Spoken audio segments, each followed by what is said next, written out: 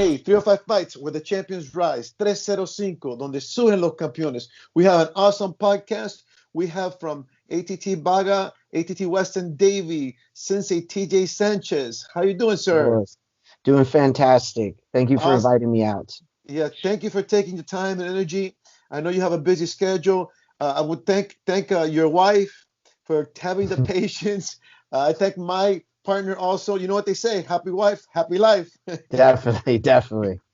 Awesome. Um, are you ready for tomorrow, UFC? Yes, I'm actually super excited. As we know, we don't have any sports going on, so like just to get something to watch on the TV, especially fighting. I mean, well, who else is not gonna love that? So. Correct. Awesome. Okay, let's get right into it. I want to talk about the academy. The social media information is attbaga.com, ATT Weston Davie. I've been to the location. You guys got a great location. I walk in. It's professional, clean, safe. What I liked as coming in from 305 Fights, the sports leagues and entertainment, and as a 305 Fights gym instructor, it was very welcoming. It doesn't matter if you come Hmm. from another school or another system. It was very welcoming. And you guys been established there from since 2008, correct? Correct. Is there anything else that you would like to add about the academy that we would like to know? So again, like with our academy, been there 10 years. We have our Weston facility that's a bit younger, about like 6 to 7. Again, with our schools, we care about being accommodating to like a lot of new people, experienced people. We're welcoming everybody. So obviously, we try to gauge everyone by their skill and their commitment, and then we go accordingly. Yeah, excellent. And that's one of the things that we love to have you guys. We love to have you at our events because we try to do the same thing at our events. We try to have an event that everybody's welcome, age, male, female. Everybody feels comfortable. Everybody feels safe. Everybody's going to get some education, some inspiration from it. And you guys lead by example and energy in that. So thank you so much. The Thank you. I also the programs. Talk to me about the programs. You talked to me last time. You guys for the adults you have the Muay Thai and Brazilian Jiu Jitsu programs, correct? Yeah, so we try to simplify it, but at the same time, we do expand. We focus like with the Muay Thai striking and then the Brazilian Jiu-Jitsu. But when you go in those classes, and depending like what curriculum we go over the month, sometimes we'll focus on basic areas. So the Jiu-Jitsu, sometimes it'll be Judo. We'll go into wrestling. With the Muay Thai, we'll focus solely on like boxing, kickboxing rules, Thai rules, and even mix in some MMA. And then we have our MMA like training as like an invite, and this is for everyone that's feeling comfortable or everyone who's committed and down to do like MMA sessions like that. Yeah, I saw that when I went over there. Like I said, it was very professional, very the good technical.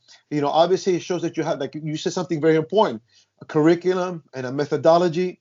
At 305 Fights Hmm. Gym, we do the same thing. We have a MMA program, and we do kind of basically we said we based it on the curriculum. We highlight if it's boxing, we'll highlight the hands. If it's grappling or the ground, we'll work on that.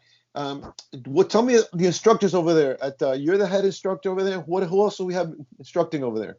So we have some amazing instructors. Not only myself, we also have Simon Clayton. We have Mauricio Gomez. As we know, we have the head instructor, the owner, Rodrigo Ramos, Baga, as we all like to call him. But yeah, like these are as you could say, like we're the horsemen that kind of like help run the show and guide everyone into like their training. And again, we have our extensive backgrounds, and we're just doing something we love to do, and we try to pass that on to anybody that walks through our doors. Yeah, you definitely see that at the academy when I've gone and at the event when I see you guys together. You definitely developed a martial culture. Working Hmm. together, and that is really awesome. Let's talk about the head instructor owner, Rodrigo Baga Ramos. He began martial arts at the age of 9 in Brazil, a world-class competitor, a world-class Hmm. competitor, BJJ Pan American champion, super grappler, but also MMA pro fighter, undefeated, fights. He's had background and competed in karate, judo. Tell me a little bit more about Master Baga. So again, a very passionate man. Um, when it comes to his history, at times, even sometimes his history is a mystery to me. But when he starts revealing like tidbits, and I'm like, oh my gosh, you trained with who? You did what? So like again, he's been around for a long time. Again, a black belt since 2003, so he's been a black belt longer than I've been training. And for me to come down, I wanted to, experience a coach, a teacher that had, a wealth of knowledge, and he was definitely the man. Like, even to this day, I feel like I can't do anything to him. And, um, but again, like when his like teaching styles, again, he's very passionate about what he does. He's strong, and I like to equate him to like a lion. Like even when you fight him, you feel like a lion's just mauling you. Yeah. And then I've seen it with all the other fighters. So uh, Yeah. again, I'm very happy to be underneath his wing, and he's trained and reared a lot of the instructors. Like his whole system, he doesn't like to like hire people outside.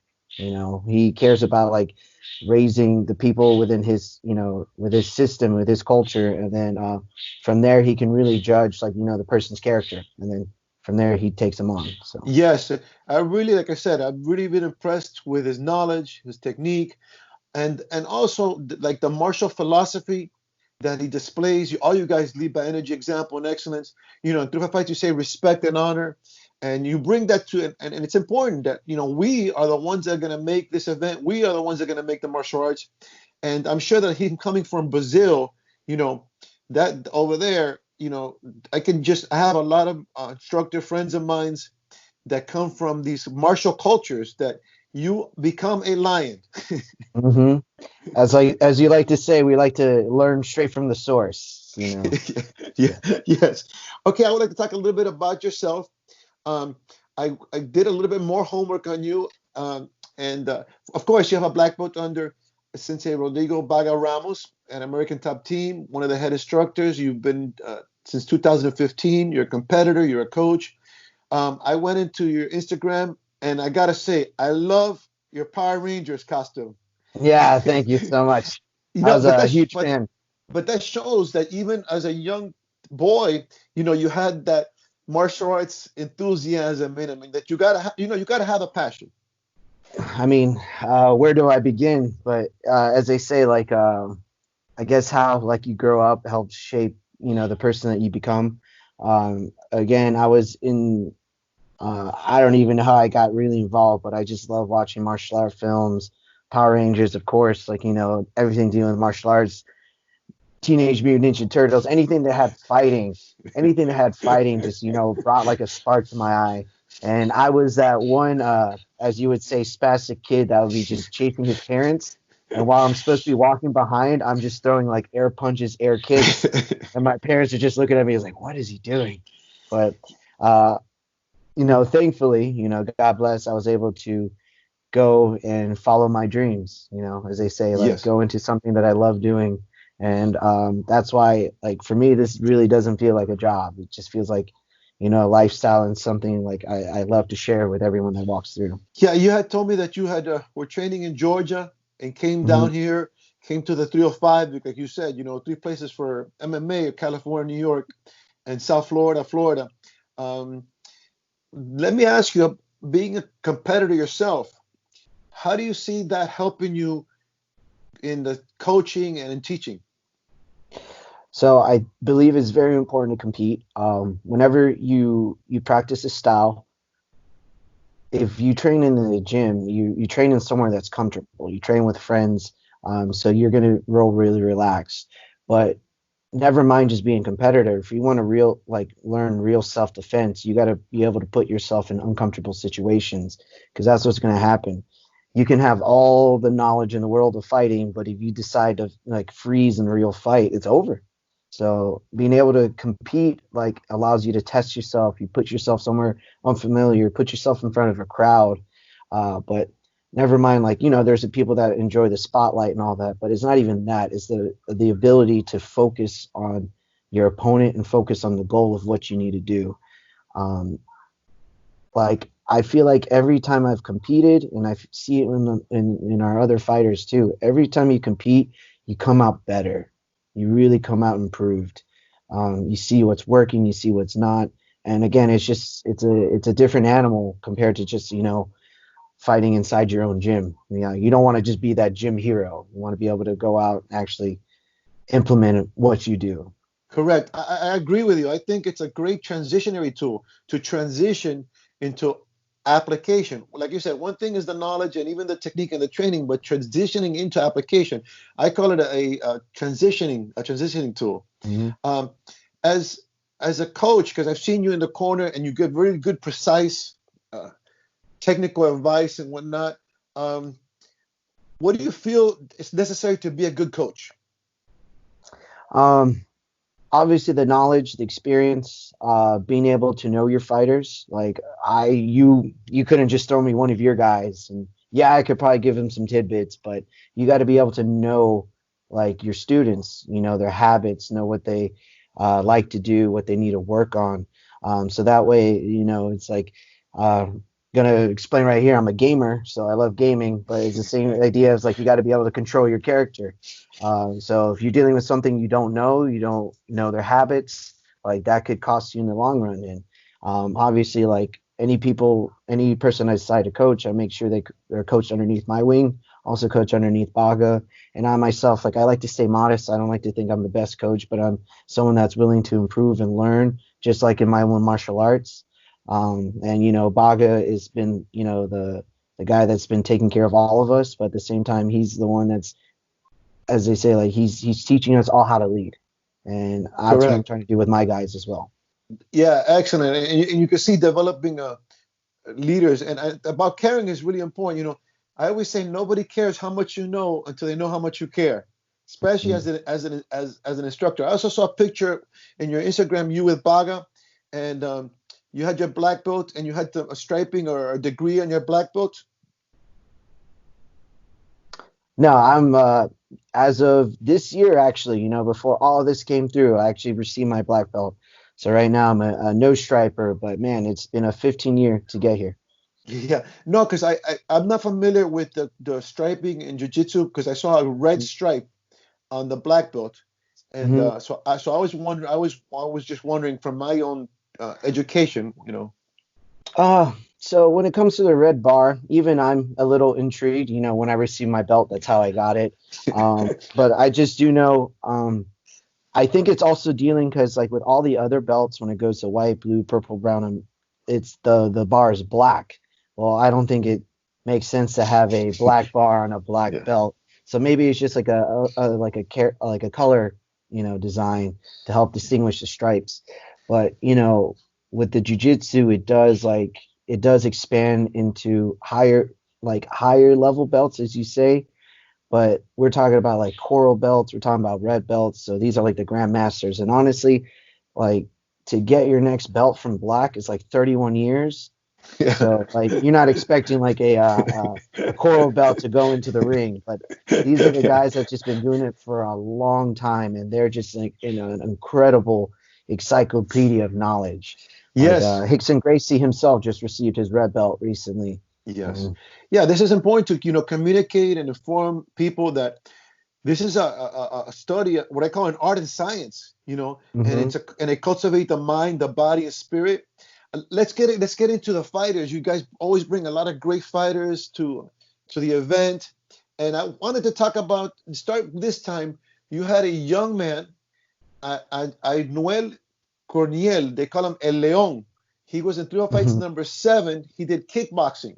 Yes. Pablo, and red is Ayo. Now, just take me back into his kickboxing. Of course, it's a little different from what we saw originally from the sport MMA. This is more of the stand-up, so you're going to be... So he's one of your young guns. His name is Ayo Del Cornele. Ayo, he's one of our young teenagers. He was a guy that is very driven. It's part of his dream into wanting to fight. So I took care of him. Like he came in the gym like 13, 14, very young kid, and he's just been growing like exponentially. And he was one of the ones that he was eager to compete. He did jiu-jitsu competitions and he wanted to do MMA. And just like our goal with our fighters, like we want them to train as much as possible. We want them to compete as much as possible. even before they do their MMA matches. We feel like that's really important. And Io was one of the kids that was willing to do it all. So as you saw, he got to go in his fight, and even though he's on the losing side, I think he impressed a lot of people. He pressed me, obviously, and like I know he can dominate in his next couple matches. So Yeah, no, I tell you, I was really impressed because I know he comes from a very established jiu-jitsu grappling school, and I know that he competed in jiu-jitsu and whatnot. And so, he was giving it a try at the kickboxing and at the striking and doing as well. Like I tell you, I was as well as he did. And the thing about winning or losing, one of the things you guys do great that I appreciate and that we want to motivate people is if you win like a champion. If you lose like a champion. Sometimes everybody's happy when they win, but not everybody's happy when they lose. And McGregor's coach Kevinoff, he says it's win and learn. You win and learn. Definitely. Like we're doing this because we love it. We're not there for hate. We're not there trying to knock off any people.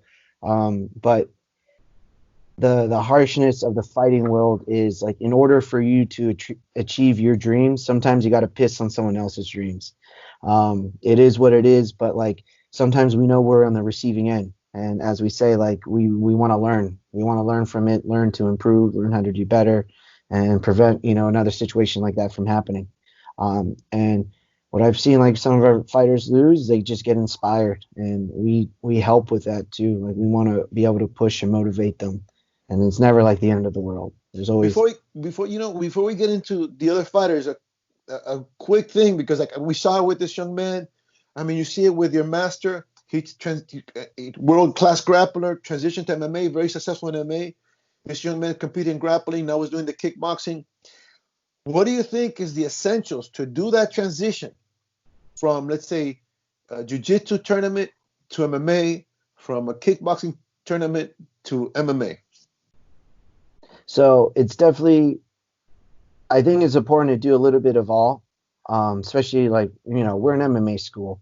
How we like to tell our fighters, anyone that wants to step in the cage, obviously we have the singular classes. Again, the Muay Thai, we tell them, hey, you got to do Muay Thai, you got to practice your striking. And then we tell them to do jiu-jitsu. They focus on their grappling, they focus on the wrestling, everything. Then we tell them to do MMA, where they start mixing it all together. In the meantime, we want them doing jiu-jitsu tournaments. We want them doing Muay Thai tournaments, so they get the feel of everything. It's important for them to learn, the science of the weight cut, how you feel, what your body can handle, the mental preparation going into the fight. You get a little anxious, like it's the day of the fight and you just want it to be over with, but guess what? You got to wait till like 6 p.m., 8 p.m. So that itself can be like, a bit of like a mind block or a mind mess up. Yes, I don't want to curse over here, but I got it. Yeah. But you know what? You made a couple of great points. The reason I'm telling you is because I've seen you guys all transition so well in all the elements of MMA, of combat. And they always come in weight. There's no problem with the weight cuts. Very professional. And that's what we want to continue doing, is bring the quality up with the philosophy and the weight cut. How do you guys do it to, you guys are always on weight and stuff. How do you guys do it? So we always try to manage their weight, like manage in a way like we see where they're walking around at, and we're making sure they're not going anywhere too crazy. It's on them if they want to go a little lower. We've actually had experiences where they've had bad weight cuts. Like they still make the weight, but guess what? Their performance was horrible. And again, that's just part of the learning process. But at the same time, I always try to gauge them appropriately to their weight. And then once they start getting accustomed to that, maybe we can drop them lower. So that's why we've always felt like weight has never been much of an issue. And again, when it comes to our fighters, our guys are committed. They're committed in doing what it takes and following what directions. At the same time, we're not there holding their hands. As I explained to you like before, we help guide them. They're the ones that have to take the paths. Yes. So if we do have a bad weight cut, or not a bad weight cut, but if we have a fighter that doesn't like make weight, it's on them. But at the same time, we have to roll with the punches and make it work. Yes, and that's really great. Developing, I always say, developing generals, not soldiers. and not babies. You're not babysitting, and that's why. I tell you, I say it honestly. They all handle themselves super professional, super positive, really good. You got a class act. I can't wait to go by over there and see the new guys you have coming up, and seeing you. Let's get into the other fighters. Let's start with number 4. Number 4, we had Mauricio Gomez at 145. He won by submission. And you said he was also another instructor at the academy. Correct. Mauricio is a phenom, as I say. Like I'm sure you guys are going to hear more about him. Hopefully, more on a global scale. He's been doing a lot of super fights as well, jiu-jitsu super fights. But he's a cat. He's one of a few young guys that we have that has achieved black belt within 5 years of training, and it just comes down to his dedication into doing something that he just loves. He was training 4 times a day, early morning, afternoon, night. Like this guy was an animal. And there was a time, and I still can't believe it, but I used to beat him. But now it comes to an era where it's like, oh my gosh, I can't do anything to this guy anymore. But at the same time, it's like it's been a really real pleasure to see like this young gentleman grow, and for him to dominate in MMA. You can just attribute, like, again, that's the science of him competing so much and a lot of jiu-jitsu. So like he's used to that weight cut. He's used to like waiting for his opponent. He's used to just having his mind focused on what he needs to do. So it was easy for him to do MMA. So that's why he like you said, through his dedication and discipline, he had the discipline and the dedication to do it. Yeah, like I said, that I know that he's very well respected in the grappling world. And it was good to see him in MMA, and he did really good. That's why I asked about the transitioning. Are there any type of drills you do in the class or pad work or anything to help with that transitioning? Well, as you know, like we're an MMA school, so while like our bread and butter, as you would say, is the jiu-jitsu, it's not like these guys are slacking on the striking. Like they're always practicing, they're always growing. Like Mauricio's been doing striking since as long as he's been doing jiu-jitsu, and even though that's not his forte, it's not like he was brand new to it. But it's something he continues to, polish, crispen. At the same time, he's able to mix it so well with his game. And I think that's important with MMA, as we talked about, is being able to like pick your poison. If you want to keep it standing, guess what? We got the hands. If you want to take it to the ground, all right, you're going to get submitted. So and that's something we want to provide to all of our fighters. We want all our fighters to feel comfortable everywhere. We don't want them to be like one-dimensional, because that's going to be easy to pick them apart. If we can make them all well-rounded, it's going to be really hard to beat these guys. Yes, we talked about that. We talked before about being well-rounded. Like I say, is the only choice you have is you choose how to lose. Let's go to from number 4. Let's go to number 6, Dave Pierre Rambo. This 185 and 170. He won by KO. Very athletic young man. Yes. I want to have his body. I know. When you look at him, you think he's like so much older, but like when he stepped into our gym, he was a 19-year-old kid, and mind you, he's still relatively young, and he's got the future ahead of him. And I definitely, part of my goal is I want to take care of him. I want to give him the best that I can, give as a coach, and I wish to see him flourish. And he's another gentleman that is willing to do anything it takes to get his goals done, but again, in a super respectful, mannerific way. Outstanding man, really good hands, really long body. He's almost got like that John Jones reach. Right. So that definitely helps with his striking, but his grappling is coming, and he's, again, explosive. So yes, see a lot of more like, great highlights from him. So yes, he definitely has that white fiber twitch muscles, explosiveness. Yes, correct. And I was going to ask you, but you answered about his forte, or he does have very long reach, has very good striking, and I'm like you said, I'm sure his grappling is coming along. Let's go to now from 4 to 6. Let's go to number 7. In number 7, we had Mateos. I corrected myself. Mateos. Yes, Curry. Nice. See, I listen. I'm a good student. Mateo Curry, he is currently 155 champ, defending the title for 305 Fights number 7. He won by TKO. Another very well-rounded, very disciplined young man. Tell me about Mateos. Mateos, he's another gentleman. he's a gentleman that's been practicing martial arts a lot longer than I have.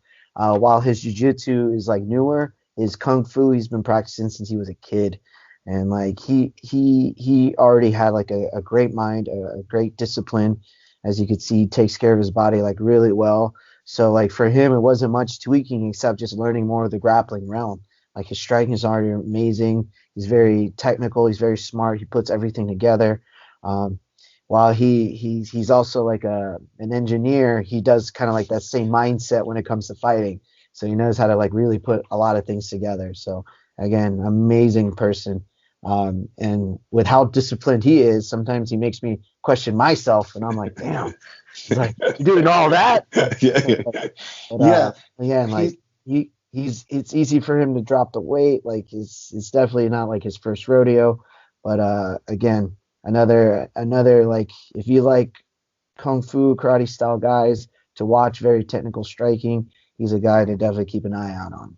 Yes, I noticed that, and we talked a little bit because I have a Chinese martial art background myself, and like you said, that you can show that you see the technical, but he made a transition into MMA really good, and I think it's up to him. If it's up to him, if he wants to have a great future, I think he could have a great future in MMA.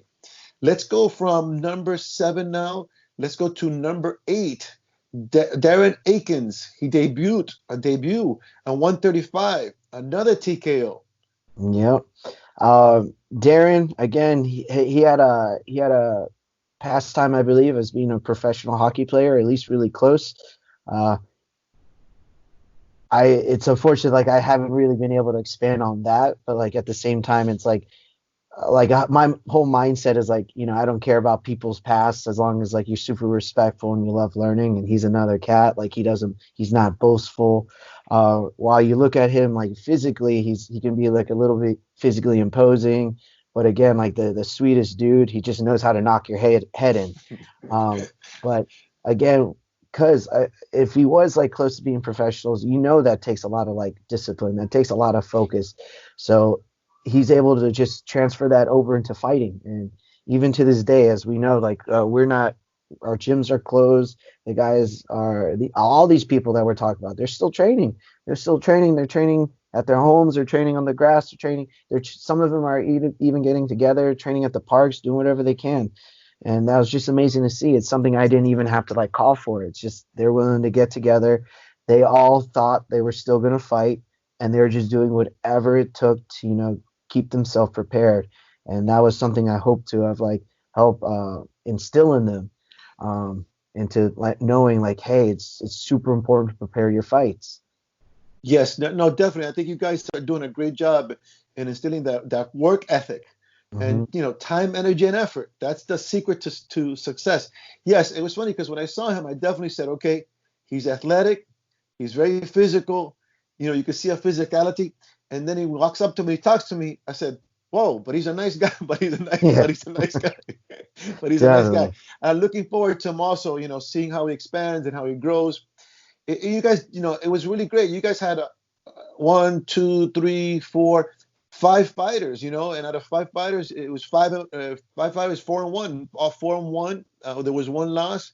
But and more than just winning, like again, I really love how they're technical. They work on technique, not going crazy. You guys really, the coaches on the corner act very professional.